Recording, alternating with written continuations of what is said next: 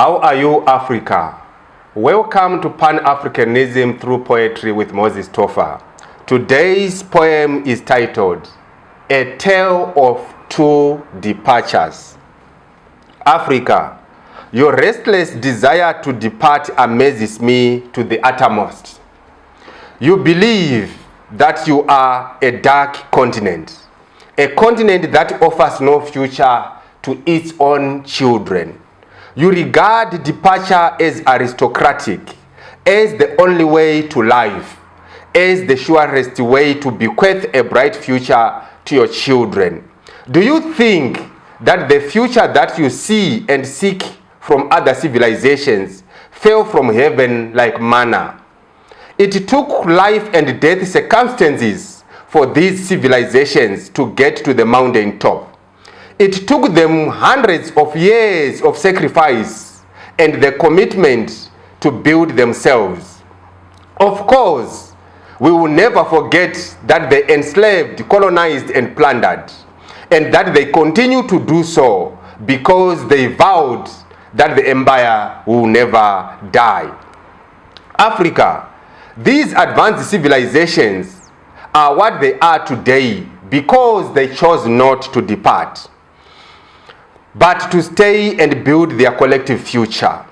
If they had the same desire to depart that you have today, they would not be at the mountain top. They would be at the foot of the mountain just as you are. They would not have the amazing infrastructure and opportunities which they have today. They would not have the greener pastures to offer.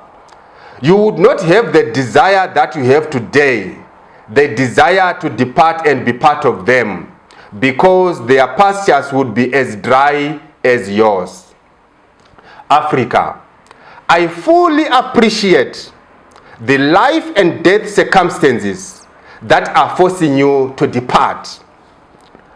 I understand how tragic and hopeless they are, because I am also a casualty of these depressing circumstances. But you must understand this historical truth, that other civilizations used life and death circumstances to build themselves, not to depart. But you are using life and death circumstances to depart. You may argue with me and say that once upon a time, scores of citizens from the developed civilizations departed, just as you are departing today. Yes, they did. But they did not depart to be colonized, but to colonize. They did not depart to be enslaved, but to enslave. They did not depart to be conquered, but to conquer.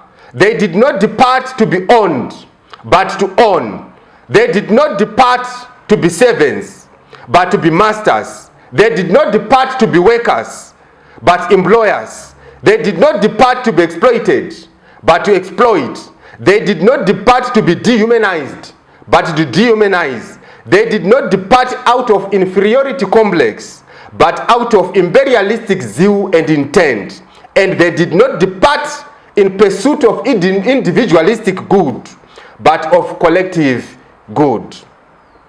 Africa, it is tragic to the uttermost that as you depart from your pinnacle of endowment to become lifetime servants in the edifice of imperialism, an edifice that was largely built by your labor and natural resources, imperialists are departing from the edifice of imperialism to become owners and harvesters of your endowment, and use your endowment to expand and beautify the edifice of imperialism so that it can attract and accommodate more servants from Africa.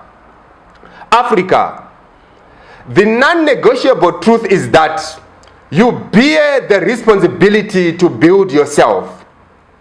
It is true that those who depart may build houses, support their families, start small businesses back home, and generally support their national economies. But Africa, let this truth be known unto you, that you cannot meaningfully build yourself through desperate and self-seeking departures. Nation building is a collective and not a self-seeking enterprise. It is not about the good of individuals and families, but the good of the entire society, especially of succeeding generations. As long as Africans think in individualistic terms, they will never be able to compete with other civilizations. Africa, you must understand these triple truths. That true success does not dwell in the well-being of individuals and groups, but of whole societies. That successful people who enjoy to live amid wretchedness are as wretched as the wretchedness that surrounds them. And that highly successful people determine the direction that the wind must take. Moderately successful people anticipate and take advantage of the direction that the wind is taking. And poor people are carried away by the wind. Africa, your departure is a tragic disservice to generations to come. Just as you are departing in your droves today, future generations will also depart in their droves. Africa, instead of desiring to depart, you must desire to build yourself so that future generations will not desire to depart. You have the resources that you need to change your future and to change it from within. You must focus on harvesting and adding value to your resources and not on departing. Africa, the brutal truth is that departure is not aristocratic. Departure is not consciousness. Departure is not an idea. And departure is not the way to life. Africa, always remember that the civilizations that you are departing to will never embrace you. They may naturalize you, but they will never regard you as one of their own. You will live a lifetime of estrangement and repackaged slavery, a lifetime of appealing to the seared conscience of supremacists, seeking to convince them that blackness is not a creational disaster, that blackness is human, and that black lives matter. Africa, my burning desire for you is that you depart not. But I know that you will depart anyway because you have a helpless desire to depart.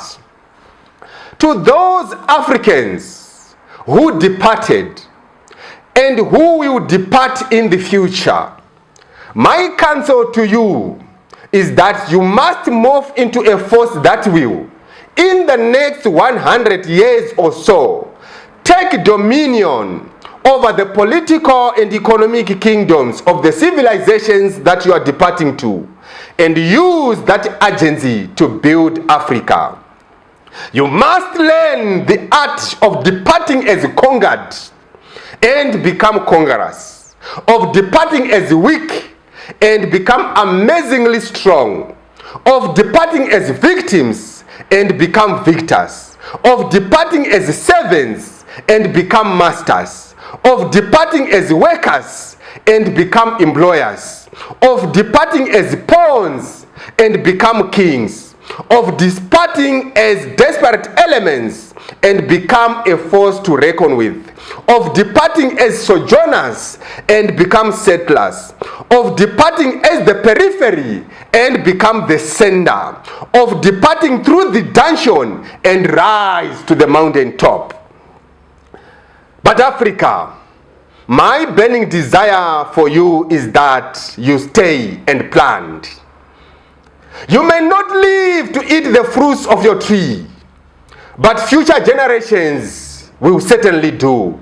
Instead of departing, they will stay and get nourished by the fruits of the tree that you would have planted and watered. Africa, my burning desire for you is that you stay and build. You may not live to enjoy the infrastructure that you would have built, but future generations will certainly do. Instead of departing, they will stay and enjoy the fruits of your labor. Africa, my desire for you is that you depart not. Thank you, Africa. This is Moses Tofa. Pan-Africanism through poetry.